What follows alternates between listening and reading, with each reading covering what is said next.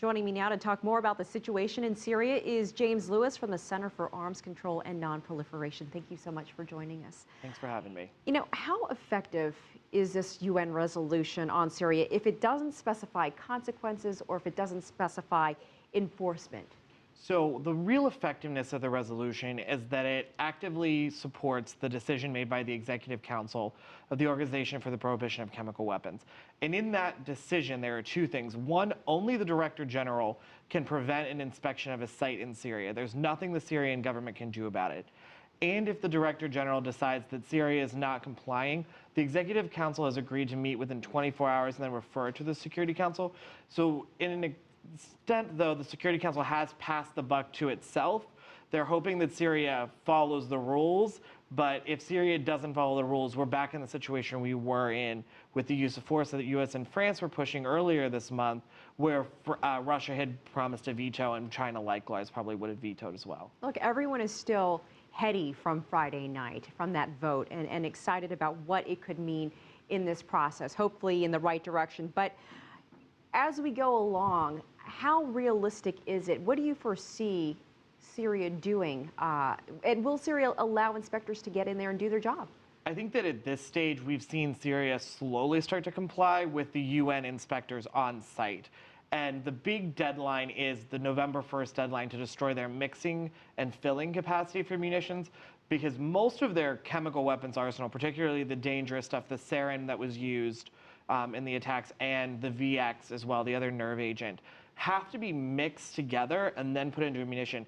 Destroying that by November 1st would severely limit their capacity to carry out another attack. And even if the precursor chemicals, those two separate chemicals, stuck around, they're not toxic in that state. It's when they're mixed together that they become a real problem and become sarin or VX. So if there's no way to effectively mix them together, that's really the deadline we should be looking at, is that November 1st deadline. And if Syria can get all of that stuff destroyed by that date.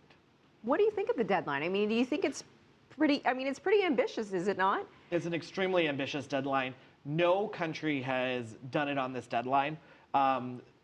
India and South Korea had arsenals about this size, about 1,000 metric tons. It took them 3 to 4 years to carry out their destruction, and that was after a lengthy period of building facilities to carry it out. So there's a lot of questions to be asked as to, is this June deadline reasonable? The OPCW Executive Council kicked the ball down the road for themselves to set up the deadline to November 15th at another meeting that they're going to have.